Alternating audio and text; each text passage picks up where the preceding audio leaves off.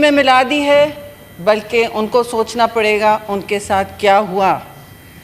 और उससे पहले चेयरमैन साहब, मैं ये भी शुक्रिया अदा करना चाहती हूँ पाकिस्तान पीपल्स पार्टी की तरफ से, अपने दोस्तों की तरफ से, कि हमारी इस वक्त मुसल्लह अफवाज ने चीफ़ ऑफ आर्मी स्टाफ ख़ास जनरल आसिम मुनीर का शुक्रिया, हर फोर्सेस का शुक्रिया, ख़ास तौर से पाकिस्तान एयर फोर्स जिनके शाहीनों ने नई तारीख़ रकम की है, जैसे चेयरमैन बिलावल ने कहा, in both excellence and aircraft dominance of that field.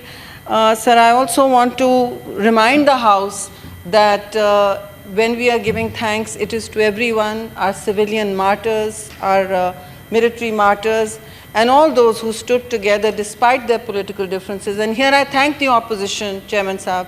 I am explicitly thanking the opposition leadership for standing together. Seamlessly they came together without a hiccup. Leader of opposition, I'm giving you a compliment. Without a hiccup, you all came together for the resolution that we needed to pass. So I compliment all of you. पहली दफा compliment पहली दफा नहीं sir, इनको अच्छी तरह पता है कितनी दफा compliment किया है मैंने.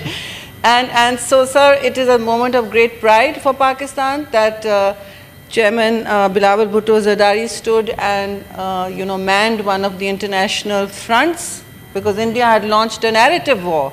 India had launched a huge information war like no one has ever seen before in modern combat times.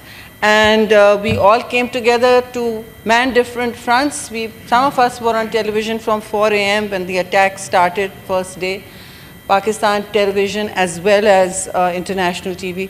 So I want to compliment Prime Minister Mian Shahbaz Sharif for his leadership in this difficult time. Also, I want to compliment Chairman Bilawal Bhutto Zardari for manning the narrative international war in a way that I don't think anyone else quite could have done. I don't say this because he's from my party. I say this in all honesty from all the messages I've received across the country and internationally. I also thank Chairman Saab, all those who stood up and spoke, all those who came together, including the President Zardari, who came to Islamabad and guided us through this time. He's the commander of the Supreme Commander of the Armed Forces, and he was visiting our Ghazis in hospital yesterday.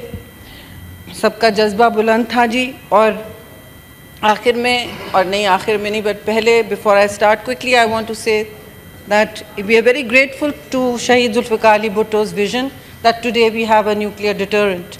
We have a nuclear deterrent, and that has saved Pakistan, not in its usage, but in its deterrence capacity. It is he who said, we will eat grass, but we will get the nuclear bomb, and he paid with his life for it, as we all know.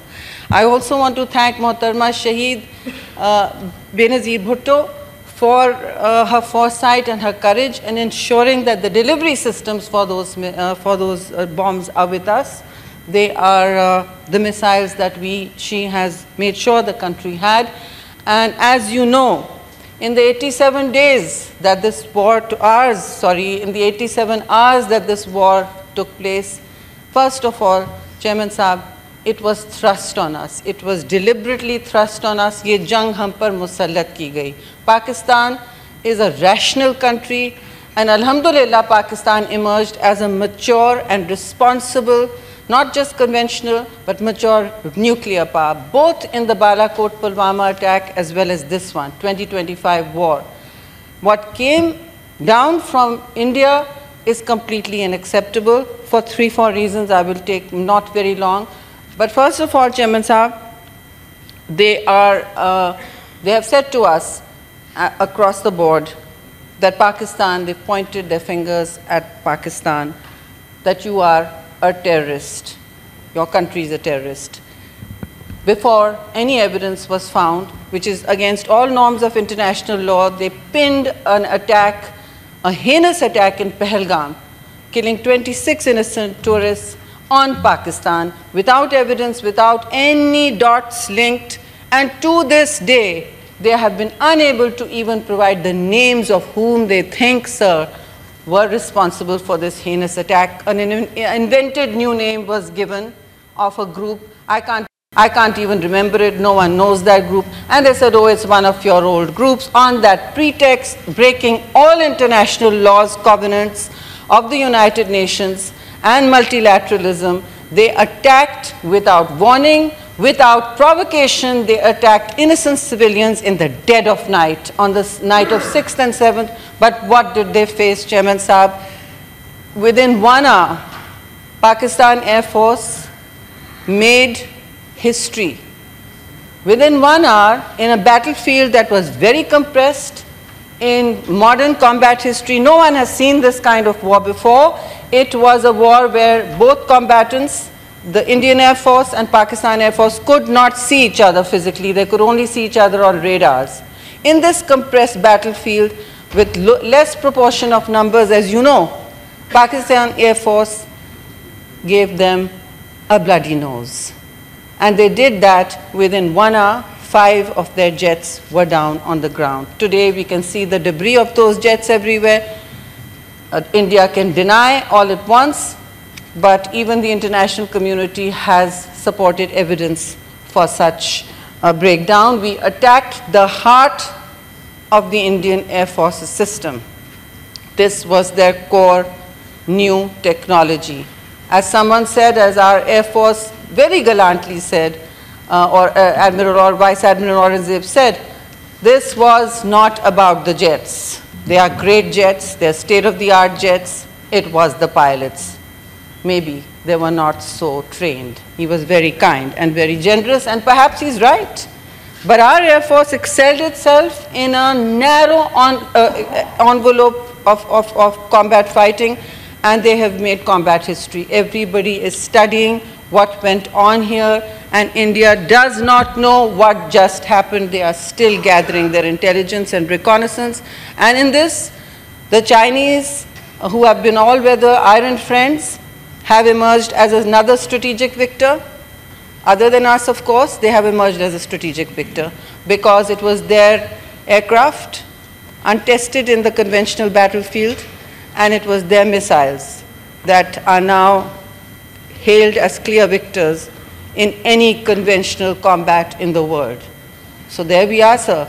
We now have a new red line of strategic conventional deterrence established. Point number 1, India is grappling with.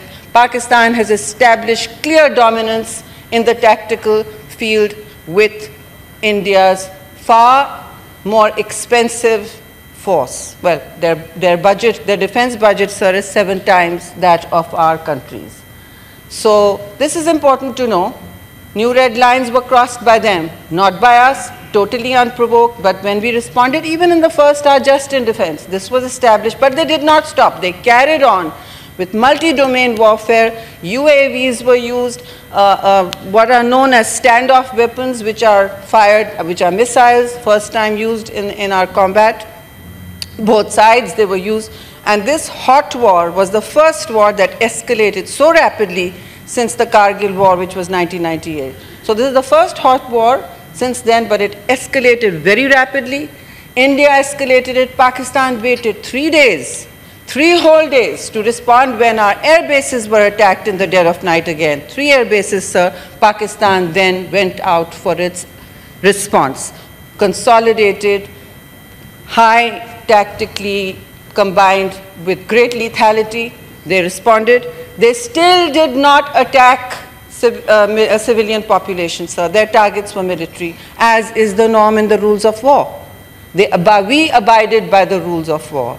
So I congratulate our military and our political leadership and all of us here that we were standing in support. हम सब मुस्तहक हैं, लेकिन सबसे ज़्यादा हमारी फ़ौज, मुसल्लह अफ़वाज मुस्तहक है. उन्होंने भी सियासी और political, उन्होंने tactical और strategic maturity दिखाई. They did not escalate at any point. So, who has emerged as the irresponsible, conventional and other power? Who was trying to be the region's hegemon? The United States had to intervene, sir, after 3 days.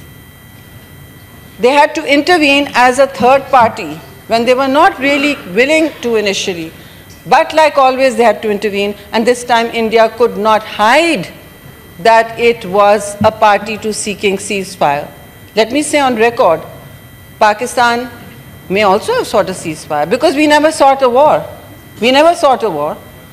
We don't glorify or glamorize war like their Indian media, to the point where the Indian media, sir, and this is part of one of the war domains now, information warfare became part of the war instruments. What did they do? They were telling us that you wake up in the morning and Pakistan's map will have changed. You wake up in the morning, Lahore will be attacked at its seaport. Lahore doesn't have a seaport.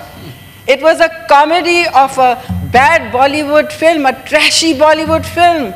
It wasn't even a smart film.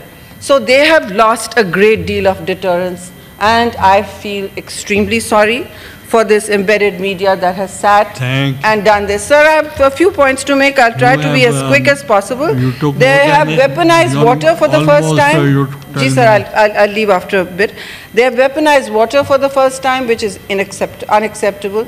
And their own ally, United States of America, in President Trump's leadership and legacy-making leadership, ended the ceasefire and ended the war with a ceasefire. And they have also established, which India does not like, that Pakistan and India are hyphenated again as military in one parity. They have put that, they don't like that language. Pakistan rehyphenation with India as a military opponent is established by Kashmir. Thank you very much, President Trump.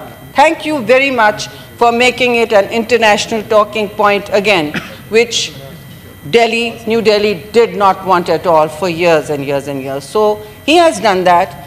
And he has said, I look forward to Pakistan and India sitting to have dinner together and solving their problems. There is nothing wrong with that. Pakistan and India should have been solving their problems long ago, should not have been shadowing this region with war and conflict. But sir, what has Narendra Modi said? He said that, no, this is not a ceasefire, this is a strategic pause. I'd like to see him thumbing his nose again and again at the United Nations like they have done for 40 years. India has thumbed its nose at the United Nations. It is operating outside all international norms. Let it be said from this whole house, sir, and I'm sure others will say it better than me, that what they've taken Israel's playbook. They should remember very well, we have great sympathies for our brothers and sisters in Palestine, but we are not Palestine. We will hit right back, and we did that with vigor, lethality, and maturity.